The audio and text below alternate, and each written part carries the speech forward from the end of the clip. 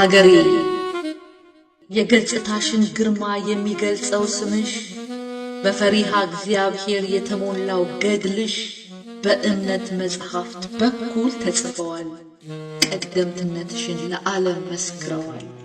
እናቴ በዛፍ ስር ቁጭ ብለው ከሳሽ ተከሳሹን በጥሞና አድምጠው በሐቅ የሚፈርዱ ግፍን የሚፈሩ ለእውነት የቆሙ አባቶች ነበሩ።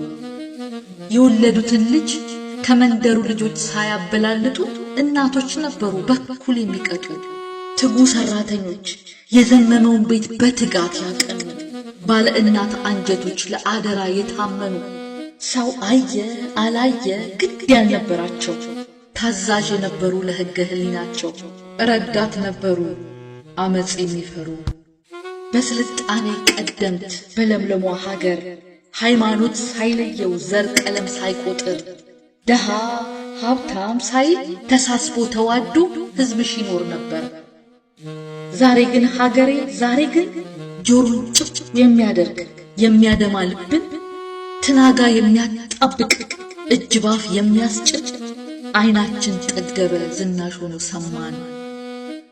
ሀገሬ የጭካኔ ቁንጮ የክፋት ሁሉ ጥግ ፍቅር ካንቺ ርቆ ተናፍቆ ፍትህ ሕግ ወገን ለወገኑ ለሴት ወንድ ሳይራራ ነፍሰ ጡር ሲበልት ሕፃን ሲያርድ በካራ አስክሬን ከምሮ ሲጨፍር ሲያቅራራ አባት ልጅን ደፍሮ እናት በአባት ኀፍረት ለሰሚው ተጨንቃ ሰሙ አሰሙ ብላ ለልጇ ተሳቃ እምቦቀቅላዎች አደራ በበሉ በጨካኝ እጅ ታርደው ወላድ እያነባ በንብርክክ ሄደው ግፍ በደል ጭካኔ አመፅ ዘረኝነት በተንሰራፋባት ኢትዮጵያ ባንቺ ነው። ሀገሬ አሁን ግን ይህ በቃ ይብቃሽ፣ በቃ ይብቃሽ። ዛሬ ልመርቅሽ ሀገሬ ልባርክሽ። ዘመንሽ ሲለወጥ ይህን አዲስ ዓመት አንድ ብለሽ ስትቆጥሪ ሰላምን ፍቅርን ለዓለም አብስሪ።